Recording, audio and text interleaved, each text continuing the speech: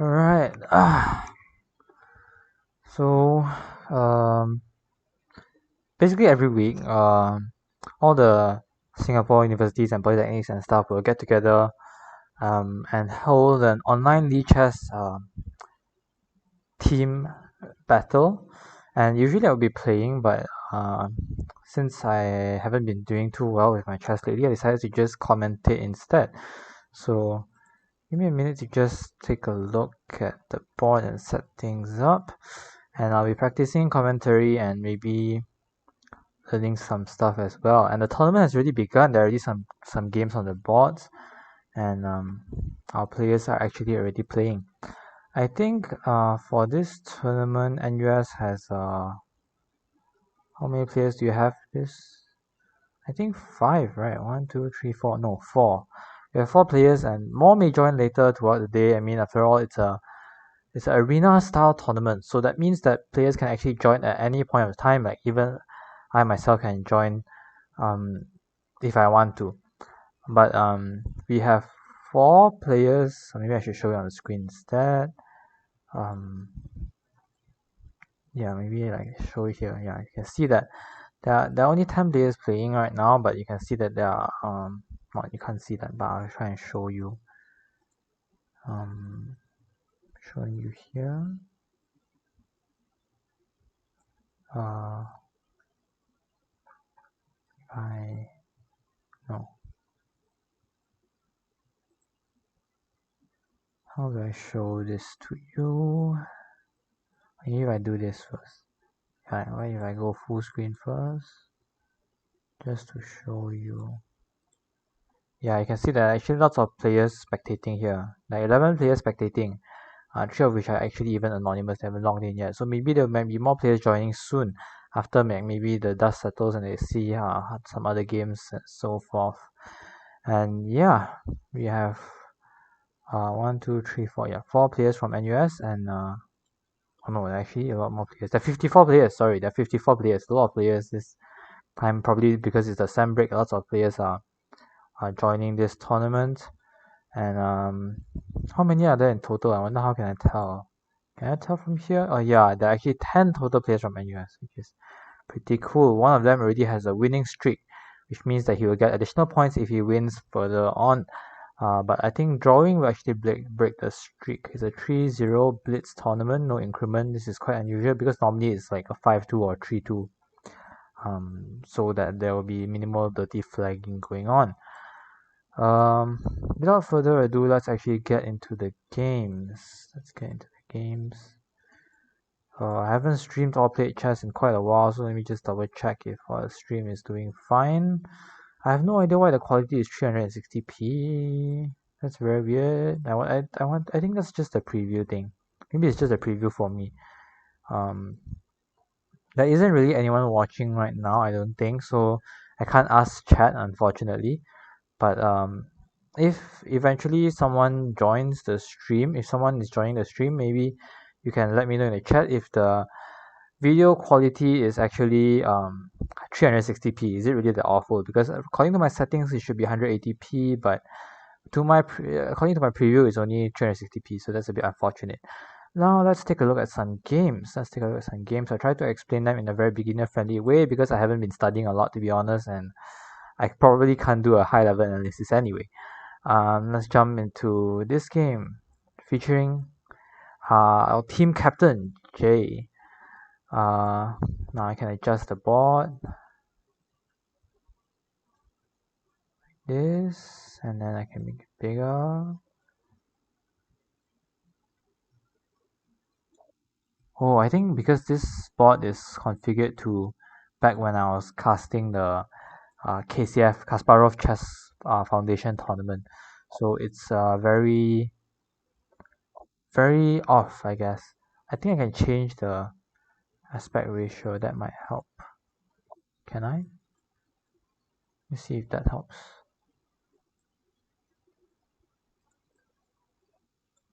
If I do this, yeah, that seems to be better.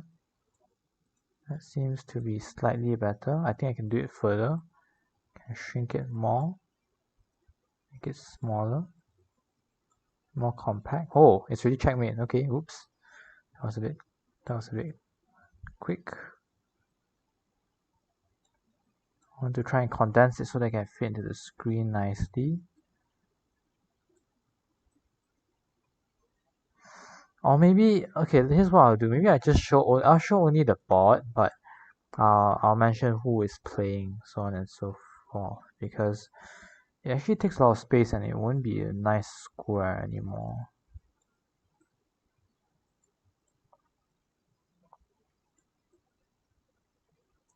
Yeah, perhaps I'll do that. So I'll leave the numbers and the grid. I'll leave the grid. I'll do something like this.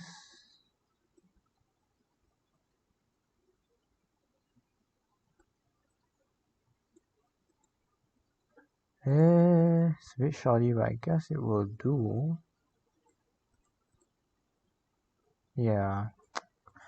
After setting this up, I think it will be a lot better in the upcoming streams. I'll probably make a better overlay as well, because this one, as you can see, is very messed up.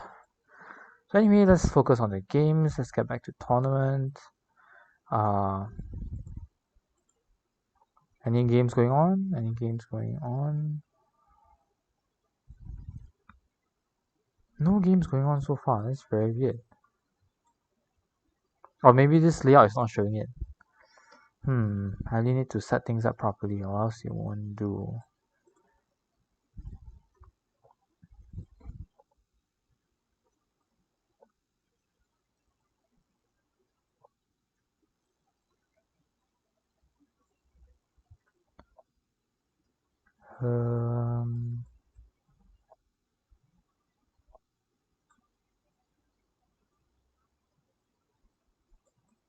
Like this.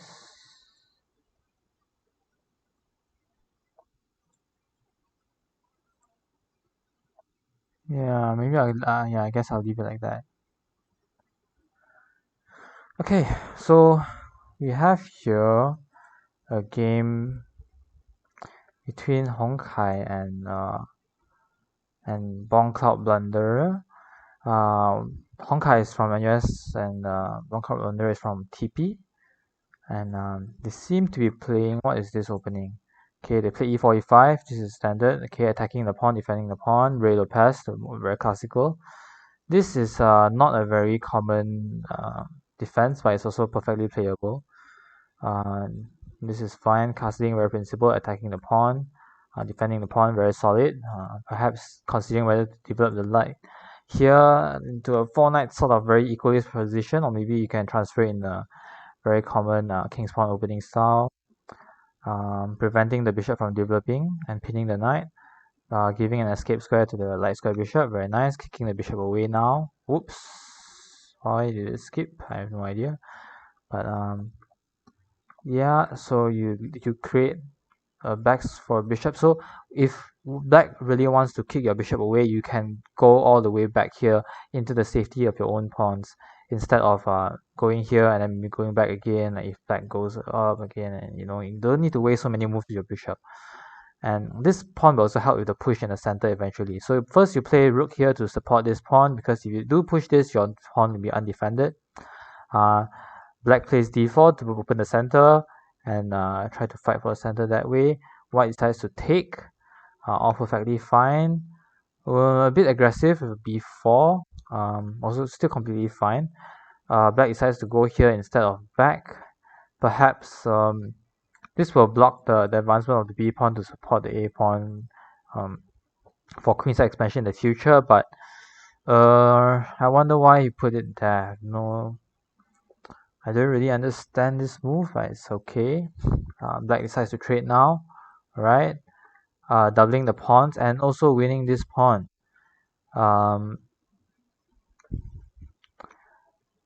This is putting some pressure here in conjunction with the bishop, as well as attacking this knight. But this knight is guarded, so that all is well. white decides to cement this pawn here, this knight here on e5. That's a very beautiful knight. It is controlling a lot of squares in black's territory, perhaps preparing to capture this soon if the queen decides to move away, and also blunting this bishop. Now this bishop has actually absolutely nowhere to go. It can't go forward anywhere, and even if it goes backward, it's facing nothing but pawns, and even you can't even move away. It's being entombed by the double pawns that that white created by taking the knight earlier. So perhaps retreating all the way back earlier was better so they can do some more active things and push the pawns. Maybe that's a plan for black future. Um, White decides to develop the bishop, very important. Develop your pieces and activate your rook, so that in the future that your bishop actually manages to somehow maneuver or something. You don't want to be locking your rook in further. Okay, black does the same. Black doesn't really have many good squares to develop the dark square bishop. To be honest, you can probably develop it, not there, sorry, here, but white might but black might just take it, although I don't think so, because that would be a mistake by trading off black's arguably best piece for a bishop that is blocked by his own pawns. But that would be a perfectly fine move as well to open up this f file for some things to line up with the bishop and the queen. But white decides to fianchetto the dark square bishop, use it to defend here, maybe preparing to develop the knight, because earlier the knight was doing an important job of defending this c3 pawn from this beautiful knight. Black goes on with his plan to try and free his dark square bishop by playing a5. Either taking, or if black takes, then the bishop will have a little bit more scope and more use. Also, this it will also justify this rook still not moving here. Black doesn't want to take because, of course, that would open up. That would open up. Oh, black resign. I wish it didn't jump that fast, but it's okay. So yes, so black, white doesn't want to let black activate his dark square bishop. So he, instead of attacking, he maintains the tension and defends the pawn with another pawn of his own. Now you have to take note that in some positions this move would be bad, because if you take here and white and you take back towards the center, you have to take note that the rooks are indeed facing each other. However, in this case, white already played bishop b2, defending the rook, so he is absolutely fine with doing that if it means he can maintain his grip against the dark on the dark squares against the dark bishop here. That is essentially what he's playing against. But black takes anyway, taking towards the center. This is fine. Black tries to argue that, hey, your bishop doesn't look that good as well, so and you can't even move, and I can quickly swing my pieces over, put some pressure, and your only move is to go here, or perhaps develop your knight, and then you'll get some very serious pressure going on the queen side, since there doesn't seem to be much going on the king side. So that is what black does, but white just says, hey, I'm just going to develop my knight. It may come here, it may come here, may come most likely here, to be honest, to support this beautiful outpost, and just defending the bishop with the queen. Are there any tricks? No, there aren't any tricks. You can't exchange sacrifice because that gives you nothing. The bishop here may not seem very pretty, but it's doing a good job of protecting the base of the pawn chain. Now, pawn chains are very strong because they are the weakest pieces defending each other, and it can be very hard to destroy them, especially if you don't have any pawn breaks and stuff like that. So the weakest part, to destroy a pawn chain, you need to attack the base of the pawn chain to attack the weakest link. And once you destroy the base, all of the pawns become undefended and it will be chipped away relatively easy. So that's why this bishop is actually doing a good job of defending this pawn chain by protecting the base and preventing the knight from doing anything actually. You can see this knight looks very nice. It seems to be in a very uncontested place. Seems to be controlling a lot of squares, but actually it can't really move forward. It can't even move backward either, and it has two squares, which aren't really that good for doing anything. So in comparison to this knight over here, which actually has a lot of scope and a lot of a lot of prospects of perhaps attacking the king or maybe rerouting to this even nicer square in the event that let's say black somehow manages to finally give up his dark square bishop for something else, maybe perhaps one of the knights. This square would be also a very solid outpost blocking the two uh, doubled pawns, which are very weak targets, especially in the end game when there aren't enough pieces to defend them. So black goes here, putting even more pressure on the base on the pawn chain. That is his idea.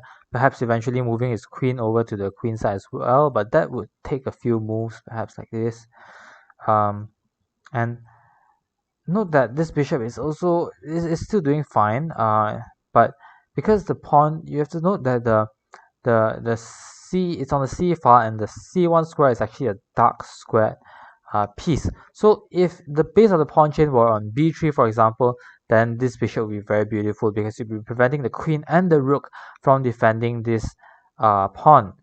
As of now, it can prevent the knight from defending the pawn this way, but as of now, there are still plenty of defenders, plenty of easy defenders for this pawn. You can easily move the queen over to just protect the pawn once again while attacking and chasing the rook away, and then the rook would have no choice but to leave all the way back again because there are simply no better squares for that piece. Since you can't move forward, you can't move to the side to continue attacking because the knight protects that square, and if you move it forward, I think you can actually you can easily kick it out soon eventually. Like maybe you can go rook e2 if you really want to, or you can even move your knight back or something. Like it's a very nice position for white, and white does indeed do that. Instead of protecting with the queen, he decides to attack the rook instead. Now this means that he wants he's okay with giving up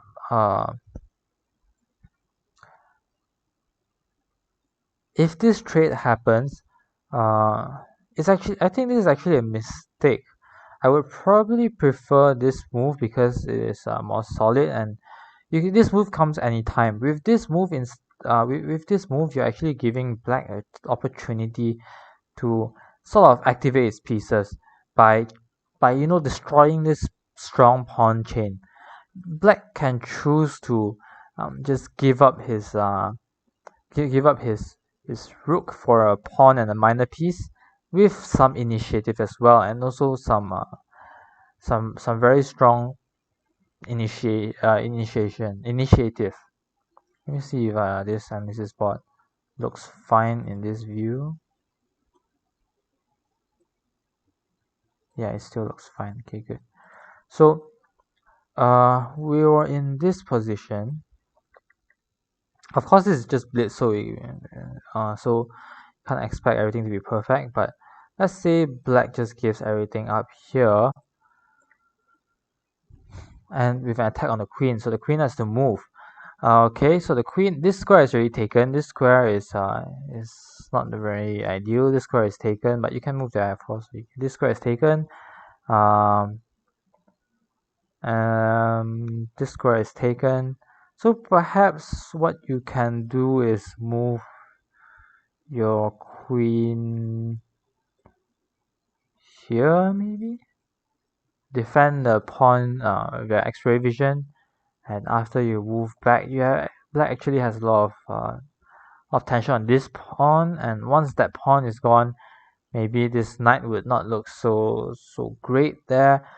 Black can of course strengthen it, or even play something like just knight back. Even knight back wouldn't work because there would be 3 attackers and only 2 defenders. White doesn't want to take here at any point because that's a bad trade. You're trading a decent knight for a very bad piece, although it's not so bad anymore now that this pawn is weak. And this pawn is weak. Of course, white is still better, but I think this gives some unnecessarily counterplay. You can check the engine to see how bad this actually is.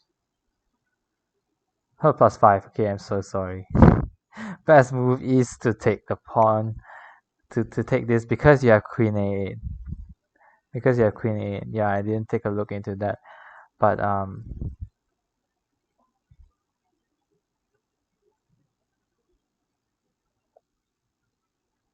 yikes! He hung his pawn. He hung his rook.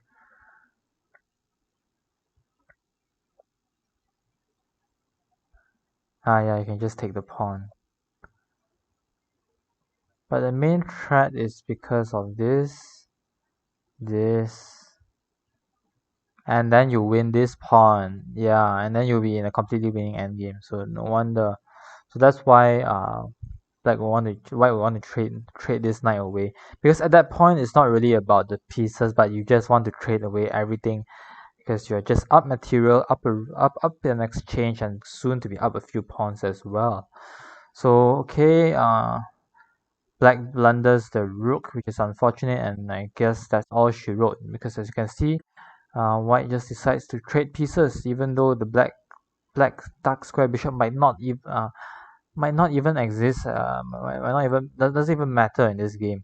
You can just come back and trade this nice bishop instead. But White just says, "Hey, I'm up a rook. I can trade pieces all day." Black tries to go for a sneaky idea, trying to checkmate the king.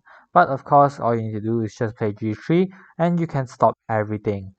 Um, Going behind to attack the rook, playing some fast moves here.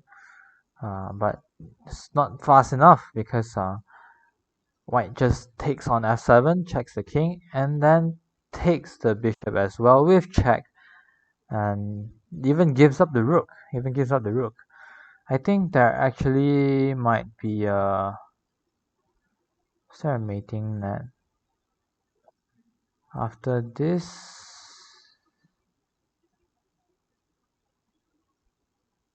check.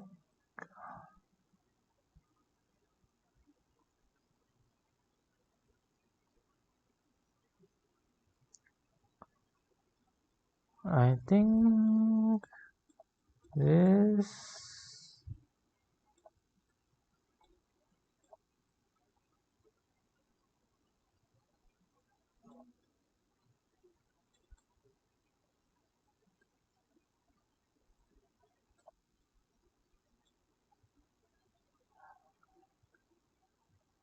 Here,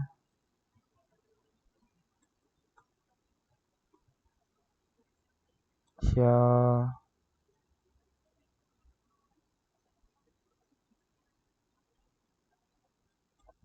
here.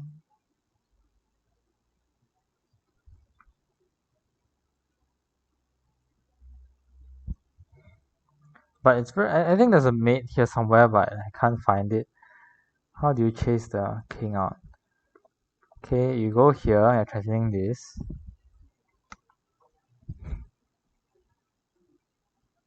You can't take the rook yet because your queen is still defending. Or is that even the right idea? Let's say if you check,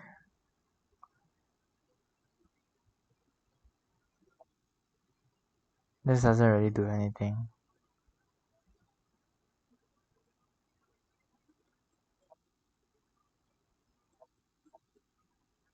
Because of this, and black is dead. But if here, here, and get queen to the same file to buy some time, here, and I think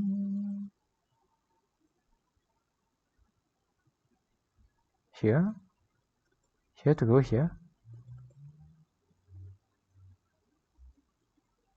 force this, and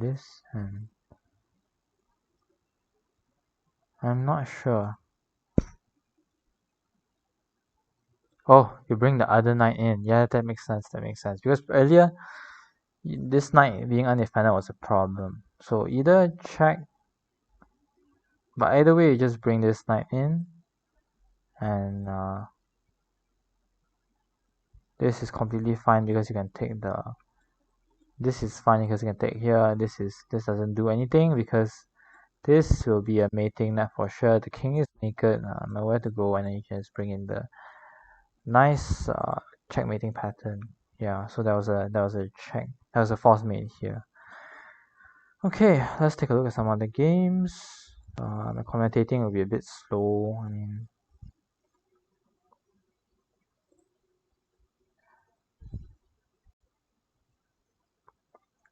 um, oops, oops, oops. Yeah, I should have set this up better. Let's take a look at some other games.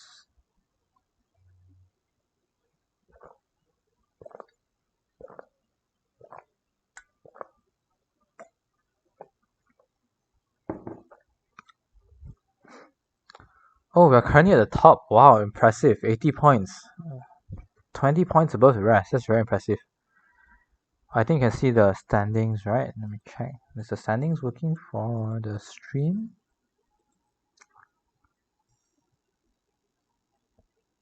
Yeah, the standings are updated. Nice. Nice. Very cool.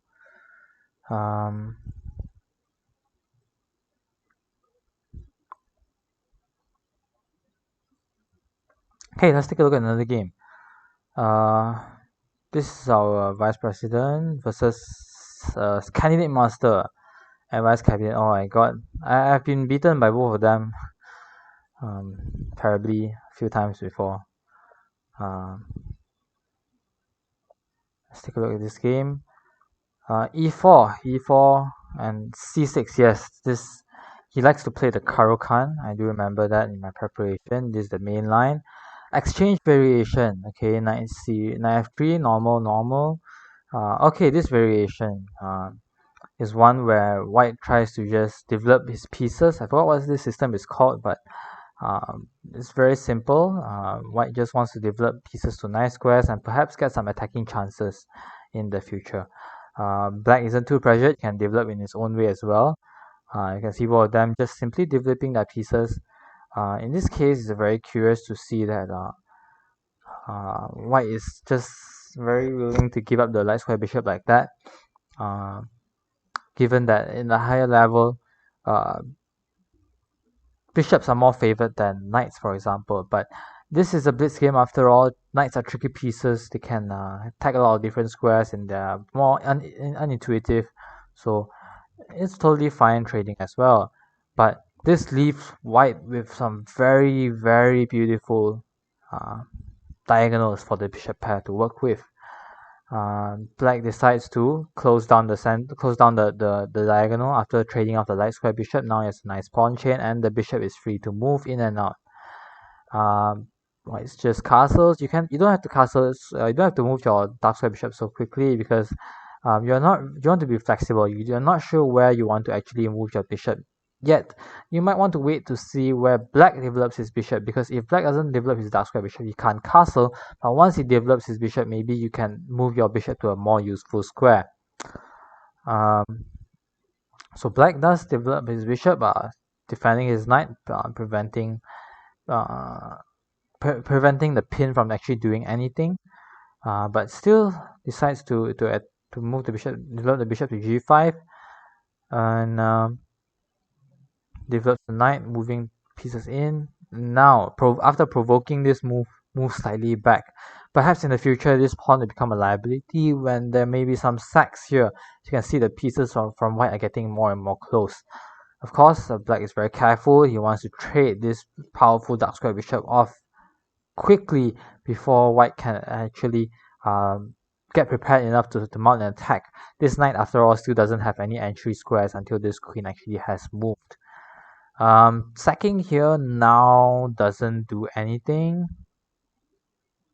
Yeah, you can't move your queen can't come into the attack. That's the problem, because the bishop is guarding this square and the knight is guarding this square and queen is guarding this square. So black is perfectly safe. There's no point in sacking. So white just says, hey, if you want to take my bishop, take it. I'll take back with the queen, and then my knight will be able to get in, and I'll just control the center. I'll just move my rooks to the center, and let's see what happens. So black says, fine, you let me take it, I'll take it, and exchange happens. Black moves here because he anticipates the opening of the c file. It's a semi-open file after all, just as what white has done with the e file. Perhaps black will do a minority attack to attack the base of the pawn chain and expand on the queen side. But that is in the future. Might just move his knight into a more active square, preparing to move it here maybe. Although that doesn't really do anything at the moment. Here now this move does serve a purpose, which is to prevent the exchange of queens.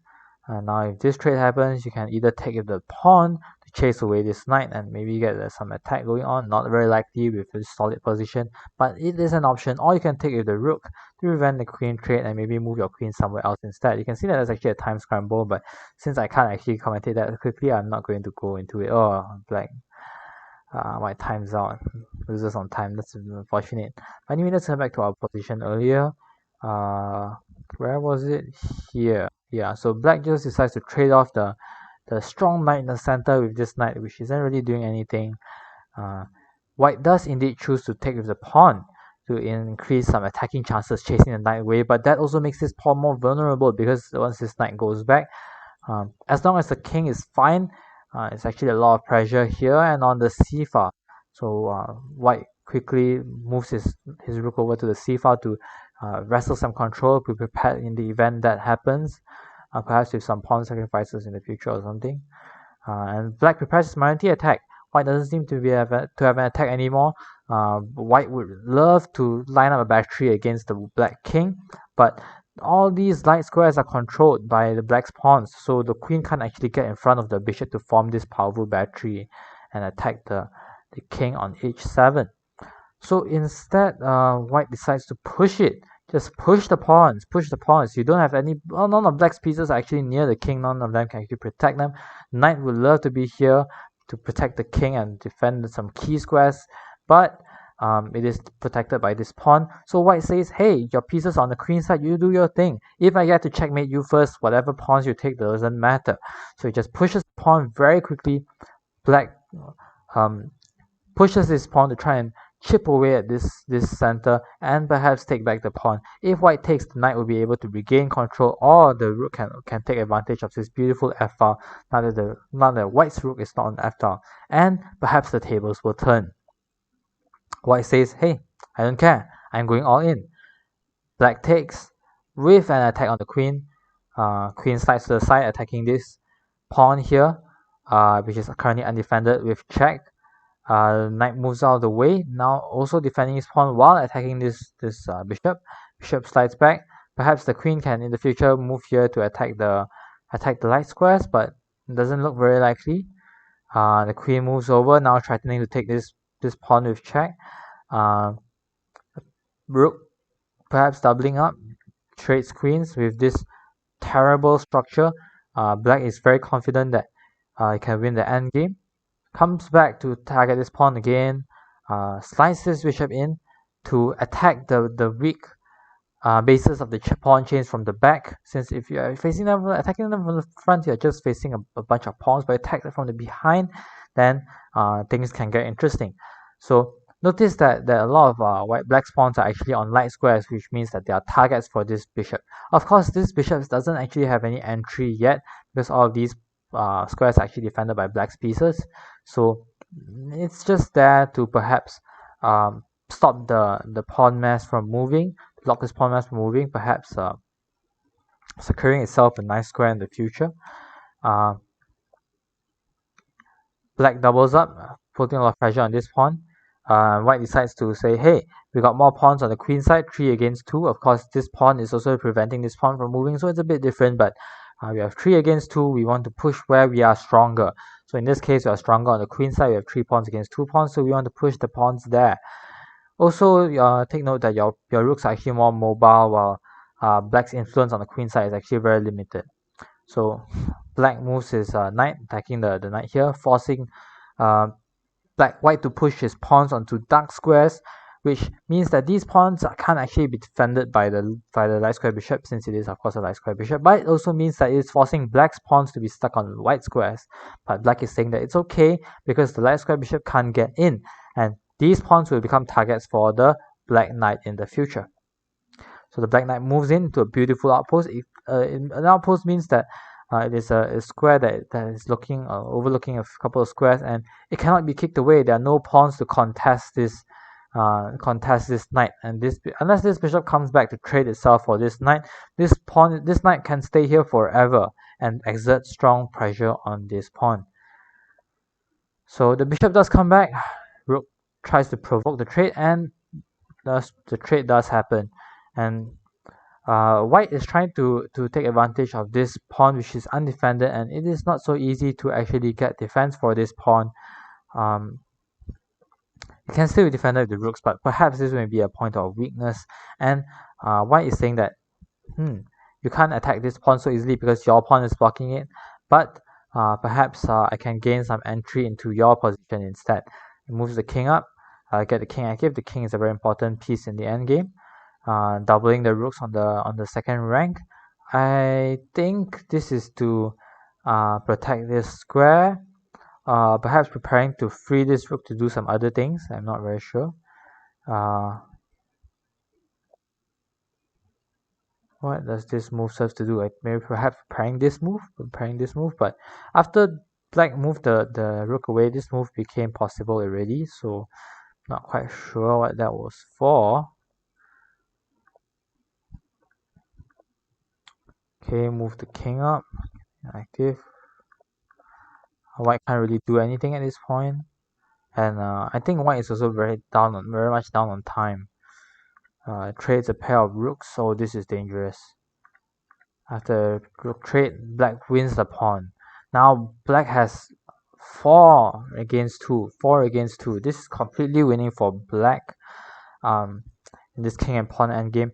If this pawn was still here and perhaps it was defended, like maybe if the king managed to, I don't know, maybe if the king was here and then there's king here or something, this wouldn't be so easy because these pawns are doubled, so it might as well be a 2-on-2. It's still better for black, and I think it's still winning actually in that position, but it wouldn't be as simple. But once black managed to win this pawn, it's lights out for white. White can't really do anything. It moves this pawn up to control as many squares as possible. Try not to let the black king in, but black has a lot of black has a lot of pawns to throw in. You see, white tries to go after this pawn to get some winning chances of his own, but it's too slow. You can't get there in time. To push all of these pawns up, it takes far too long. In the contrast, black just strikes immediately, and black's king gets in. White can try to go here, but you can see that this is actually too slow because the pawns can go 2 squares in the first move. For the first time, when it moves for the first time, it can go 2 squares, and white can just black's king can just sidestep and push that pawn to the queening square. So the white tries to do his best to make queen of his own, but it is far too late. One square too late. And even if all of these pawns were not here, this is still winning for black because a queen and king against a king and pawn on a pawn on the 7th on the c file, I think is still winning because the queen can keep checking and forcing the king into the front of the pawn and buy time for the king to move closer, for the queen to actually eventually chase out the king and take the pawn with the combination and with the assistance of the king. And in this position with an extra rook, an extra pawn to boot, of course it is completely winning. If the black can even give up the queen for 2 pawns, and of course it will be completely winning. So white just makes a queen. It's an admission of giving up, because basically there is nothing more that white can do. And again, too slow, and white hopes for some stalemate tricks, but just flagged him. Because this is actually a drawn. Let me see. Is this drawn? Actually, this is drawn. This is actually a drawn endgame, because the if the queen forces the king to the front of the pawn, like you can see here, the king can't get closer because this would actually be stalemate. It would be stalemate because the king has no squares to move to. And a move like queen here would be a terrible blunder because there will be a draw. But the queen can just give white one square and check the king forever on different squares to make sure that a draw by repetition is not achieved, and just keep checking the king until time runs out. This is 3 plus 0 for after all, and flagging is completely fine. I'm sure this game was completely winning for black, however, so let's just take a look and see where both sides could have done better. Not done better perhaps, because this is under time trouble, of course, they were barely a second, but because my endgame is also a bit lacking, you can see how we could have done better. So yeah, instead of allowing the queen, perhaps you can give a few more checks. Give a few more checks, get the queen closer, probably, yeah. Get the queen closer, maybe something like this.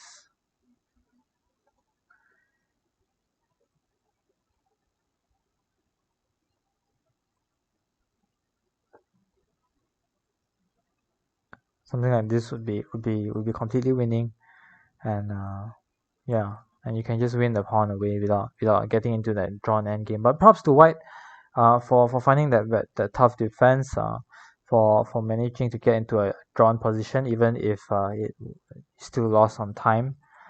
But that's the nature of blitz. That's the nature of a 3-minute blitz after all. 70 minutes left. Let's take a look at some other games. I've only commented at 3 games. That's kind of embarrassing, but it's okay.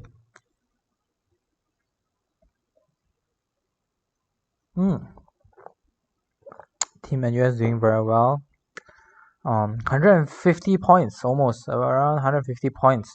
Oh, because Nima is playing. Nima is our international master, our strongest player in the club. The 11th player in his country, I think, if I recall correctly. And he has been winning every game and berserking many of them too. He has bagged 60 points on his own, which is very impressive. Jay also has been winning all of his games. He has not been berserking, however, so he has bagged 36 points. Both of them are at the top 2 of the leaderboard, and have been bringing lots of points to the team, which is very nice.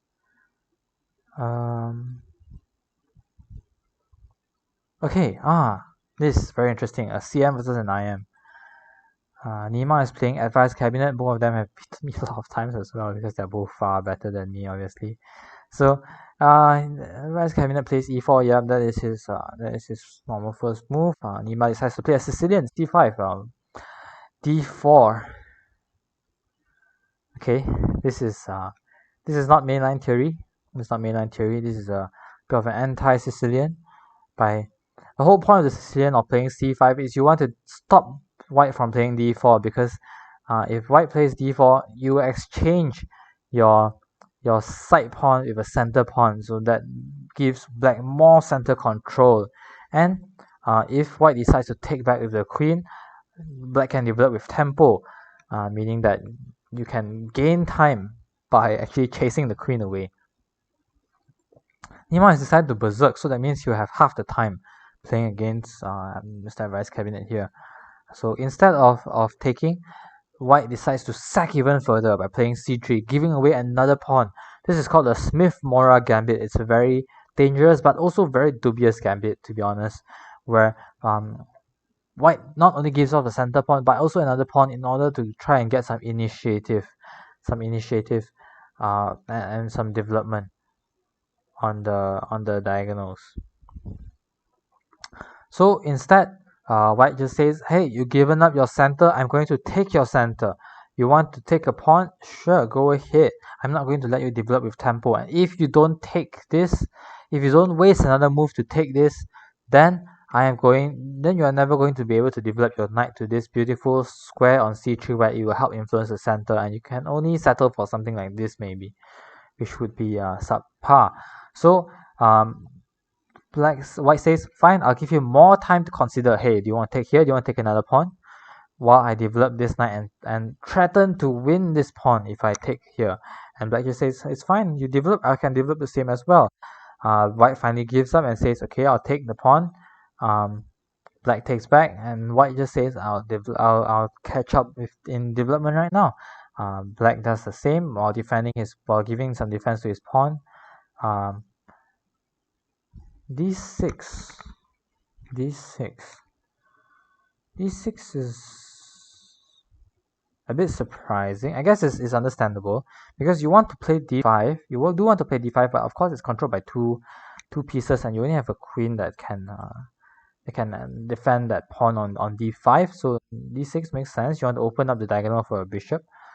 I was thinking perhaps maybe something like this instead. Develop the bishop this way, but perhaps that is too slow and actually causes more problems for black, perhaps. Okay, just some normal natural development. Black offers to trade off his knight at the expense of a pawn to actually rectify and strengthen his pawn center. Let's see if white cannot win this pawn because and then you take this, but there is a problem. Black can take the bishop instead, and you would have lost a bishop for a pawn, and that would be a very terrible blunder. So this is a refresh.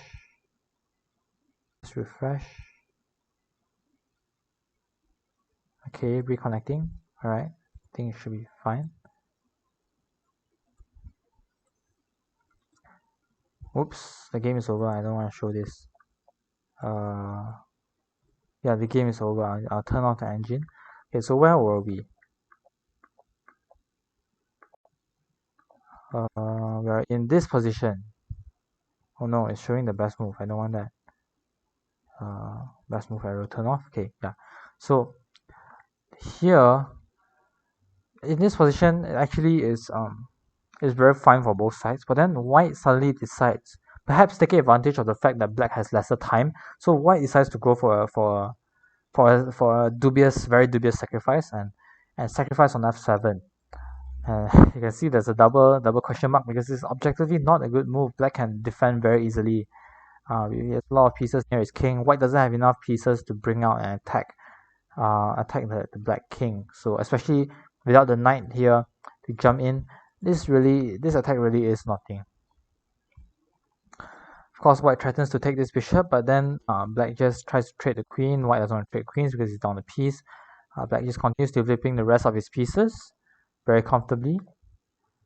Sidesteps and eventually moves the knight.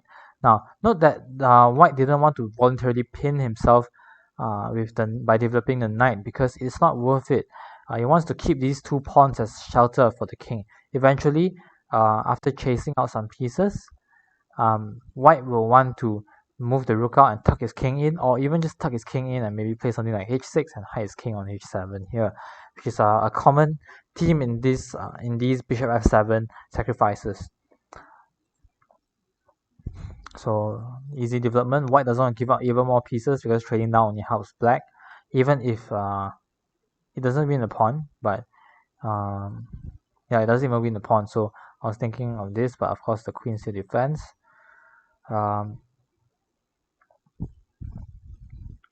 Okay, now attacking this bishop once more. Just simply developing. There's a question mark here because it's not the best move. Probably a better move would be to move it back with tempo, or maybe route it in front somehow, or move it back. Probably some move the bishop, but not this move because this rook could become a liability in the future. It's tying the queen down. The queen has a lot of tasks to do, at the current moment. It's to defend a lot of things, perhaps, and moving this rook here might cause some trouble. And let me see, is it because of some? You have to always look at checks, captures, and checks, captures, and attacks. But this is fine because the queen can always just move back. It's not doing anything even if you sacrifice here. Yep. Yep. You can't sacrifice there, so that move is completely fine. Moving forward to try and attack the queen and distract the defense of these pieces perhaps, but it can just be taken by black, and trading pieces is all black once. Strengthening this chain. Now this bishop is role playing as a pawn, but it's okay because it's an extra piece. It's an extra piece, a very welcome piece. So it is fine to be it's fine for it to be a pawn now. If in the future after more pieces get traded, this bishop will be reborn anew and be a menace in white's position. And as for now, you can role play as a pawn so that black doesn't have to think too much, because black does have half the time of white after all. So making it role play as a pawn will allow your mind to focus on other things, maybe trading off other pieces. And free pawn, we take those. Trading pieces, we take those, and just move back, just defend. And a very tricky move. If you take here, you will not only take the you'll win the exchange, and you have to go here now your queen is defended, but yeah, your queen is defended, so it's actually completely fine. There are no checks, but you'll be losing a bit of material if you do take that bishop. So nice sneaky move, but it's just a bluff. What black has to move back, and white can get ready to move his pieces out. This is his plan after all, and then white, after black gets all of his pieces out, it'll be very, very comfortable. In fact, in this position, he's really very comfortable, but with this queen still on the board, you still don't know what can happen.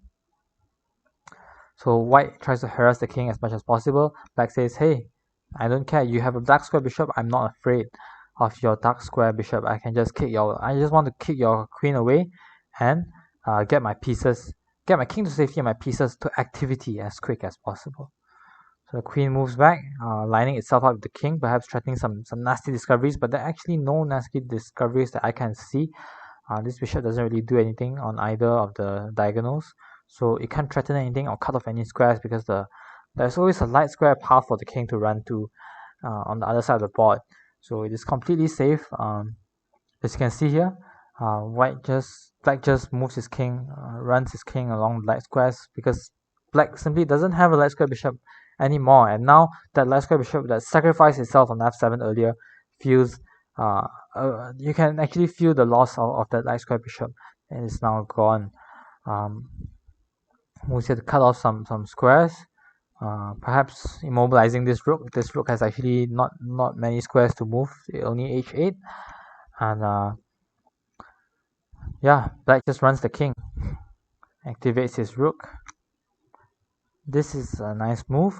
You push the pawn to slice through the dark light squares, because your problem is that you don't have a light square bishop, but your queens can still attack on the light squares, although that can be very quickly neutralized in a while. As you can see here in the next move, black just plays queen to c6 to neutralize all of white's control on these light squares, and the king is now completely safe. This line up here, this X-ray vision here does nothing. There are no pawns to attack this bishop, and there are no moves that are quick enough to attack, to pound enough pressure on this bishop here or take advantage of this X-ray. So black has all the time in the world to just march his king over to safety. White is forced to slide the queen away, because if this queen is gone, there is no hope at all, no matter the time. I'm sure even if if black only has 5 seconds, and actually in this, does white have 1 minute, or is this 1 second? I think it's 1 minute. Yeah, 1 minute 48, and black has 22 seconds. Like, even with 22 seconds, if this queen is gone, it's going to be a very easy conversion for an international master like Nima is. And moves the queen, centralizes the queen to a nice square, holds everything together, prepares to march the king over to the side, while of course still covering this diagonal. Bishop comes back. It serves no purpose doing that, so it came back to defend this pawn so that the queen can do more menace and move around. Black creates a nice cocoon around its king. Just an annoying attacking move, but it's fine. Now there is starting to become some pressure here on this f2 pawn for white instead. How the tables have turned. If you push this pawn, you will have some very strong pressure. Of course, you can't push it yet, because if you do, you'll be blundering pieces here, and this would be terrible for black. Of course, it's not the end of the world yet, because you can still play bishop here, but pressure can still keep mounting on, and eventually black will win back some material, and white will win back some material. So you can't push the pawn yet, but that is something on the agenda in the future. And white just says, hey, I'm safe enough, I can go pawn grabbing. This pawn was hanging for a very long time, but earlier black said I need to protect my king first before I can go grabbing pawns. Pawns don't matter if your king is checkmated. So now black is saying that I'm completely fine. You do whatever you want, I'll give you a free move. I'll even move my queen away from protecting my king just to grab a pawn. And also there is more pressure on this on this pawn here. So if the king moves away in the future, this x-ray is completely fine, because this bishop is blockading this pawn from moving, preventing any nasty discoveries. So after the king moves, this will become a legitimate threat, because there will be 3 attackers on this pawn over here, and that will be very scary for white's king, and white's king will become the target instead. So bishop back again, repeating, blockading even more, not allowing the queen to do anything, attacking the rook.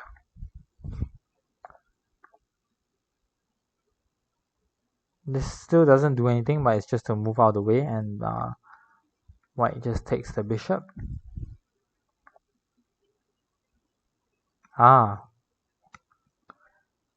This bishop is protected, so it's completely fine, and now the threat is alive.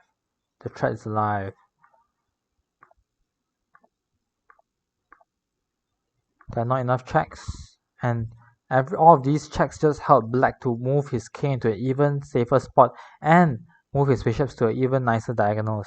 So earlier, before the check, perhaps white can still sort of play on. You can't really play on because black is trying to just push the pawn and make a new queen.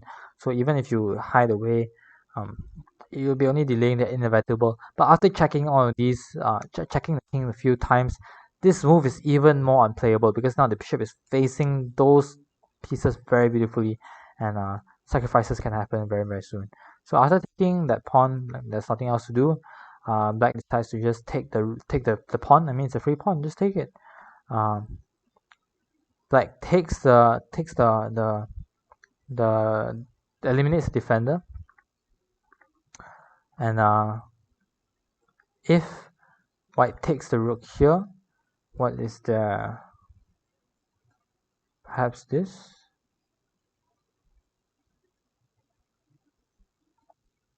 And just make a new queen. So instead,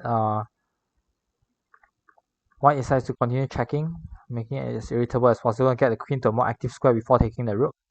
But black still does it anyway, and pushes the pawn and makes a new queen, and it's a checkmate. Very quick checkmate. In this position, the fastest way to checkmate might probably be here.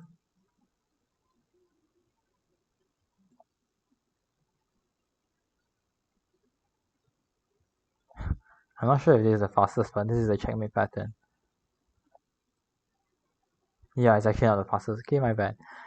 He knows better than me, and very safe checks, and yeah, get the queens close.